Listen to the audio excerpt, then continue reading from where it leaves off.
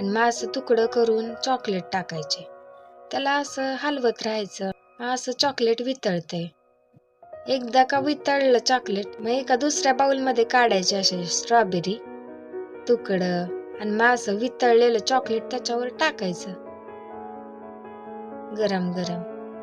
तुम्हाला जर थंड करून खायचं असेल तर मग फ्रीज मध्ये ठेवायचं. असं भारी लागतंय का नाही, काय सांगू तुम्हाला. एकदा तुम्ही पण घरी बनवा बर का. हा, आणि आता ह्या व्हिडिओ मध्ये जशी रेसिपी सांगितली तशीच बनवून बघा, मग तुम्हाला लय आवडेल. आणि कमेंट करून सांगा कुणी कुणी बनवले आणि कुणी कुणी खाल्लंय.